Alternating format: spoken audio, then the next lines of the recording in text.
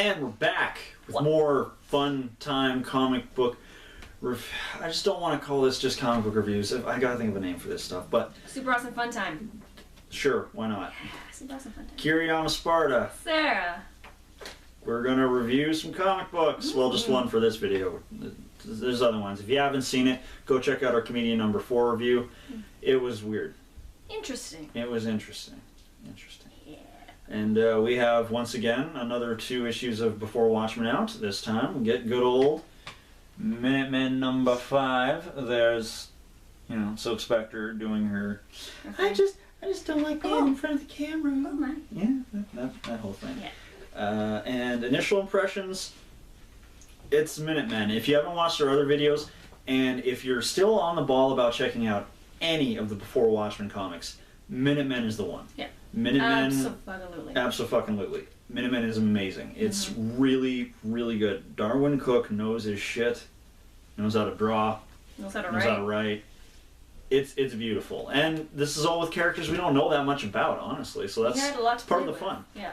Part of the fun. But he's doing it with respect to the characters themselves. Oh, he is, yeah. He's not just fucking around and making them purple. Yeah, he's not just like, well, I'm going to retcon all this. Yeah, pretty much. So, yeah. Initial impressions, buy it immediately. Yes. And the other 4, if you haven't yet. Get on that. Buy them all. Buy them all. Gotta buy them all. Pokemon? Oh, I know. Okay. That was stuck in my head this entire time. Good. I want to be the very best. Alright. They're not going to watch this. So, now we're doing our famous, super fantastic, in-depth analysis by reading every page, just so you know what's going on. So, the comic basically opens up with, you see some members of the Minutemen running up a staircase, a spiral staircase, and they're talking about bombs. Yes. The bomb. It's a very dangerous weapon. That kind of stuff. Then we cut to 1962, where we have young Silk Spectre. Sally? Sally's I always get Sally and Lori mixed up. Sorry. So young Lori is they're at her house in Los Angeles. She's on a diving board, and I thought this was cute. She's like, Uncle Hollis. And once again, from the Silk Spectre number 4, we saw they really did have a good relationship. That was cute. And even Silk Spectre too. Yeah, almost kind of. It's weird. Them almost feels kind of like a step. He's her father. Like a divorced parent relationship. Yeah. Like they're still okay. They get together, and then the kid's yeah. He's definitely her father figure. It's good. Yeah. So, and then even Hollis mentions in the comic here, he's like, this probably looks like to have a daughter. Yeah. Like the feelings I have towards Lori are fatherly, or uncle pride or something like that. He said. Yeah, I think he calls it Uncle Pride. Yeah, something like that. So he and Sally are sitting there, and she's like, "You're still not going to release that book of yours, are you? Under the Hood," which, of course, if you've read Watchmen, and you should if you're going to be reading these. He basically explains everything that happened to the Minutemen, all the dirty little secrets and all that. And he's like, come on, aren't you being a little overdramatic about all the stuff I put in there? She's basically upset because that's going to make her look like not a very nice person. Which she isn't. Which she wasn't. So she's just upset that it's going to paint not a nice picture for her. Mm-hmm. So she kind of takes off crying.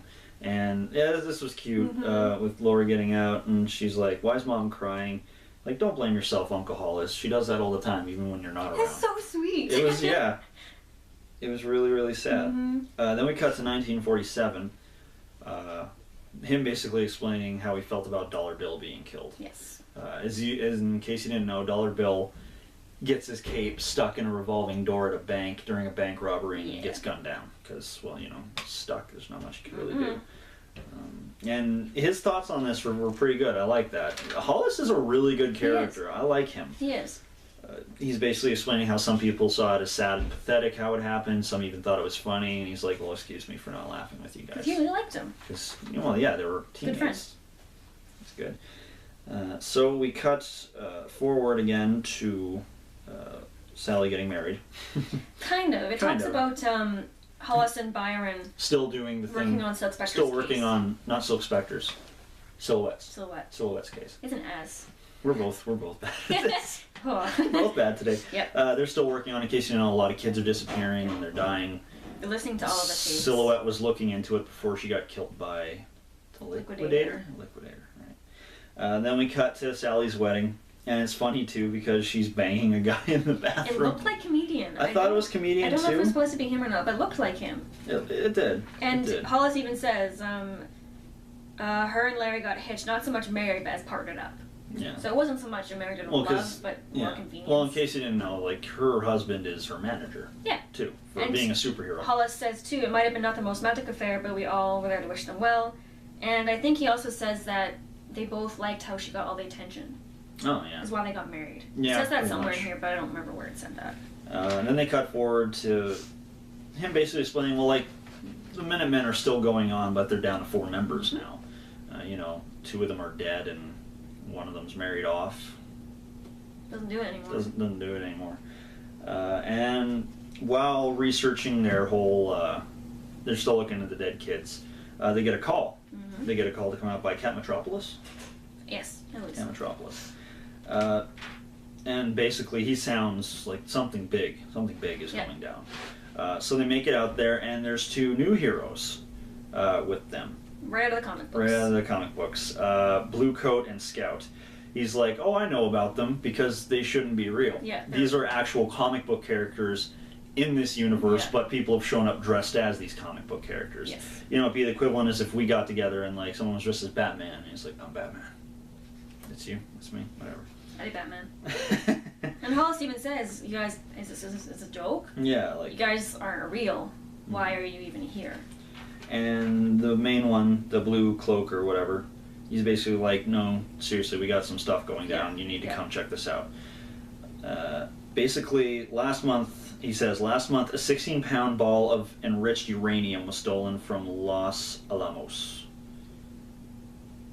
Basically a nuclear bomb. Yeah. It's been stolen. Well, nuclear material has been stolen. They're going to make a bomb. Yeah.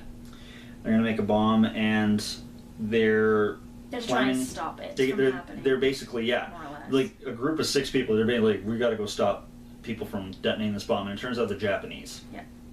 Japanese.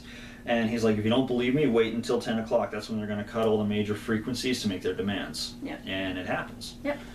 And that's when Hollis changed his mind. It's like, shit, we have to deal with this. Yeah, we have to do that. So they're going into it. They're trying to figure out what they basically want to blow up, what they're going to do with it. Yeah. They think that they're going to blow up a big section of the city, kill a whole bunch of people. And then they all get into a boat, and they're heading out to stop it. And then I forget how they find out, but I think through like detective work and all that. They basically find out they're not going to kill a bunch of people. They want to blow up the Statue of Liberty. A symbol. A symbol. And this is their whole big, this is their big moment. The big revenge for Hiroshima. For Hiroshima, pretty much. Yeah. And this is like the Minutemen's biggest thing. I mean, normally they stop crooks, but like they're about to stop some guys from blowing up the Statue of Liberty. This is really comic booky.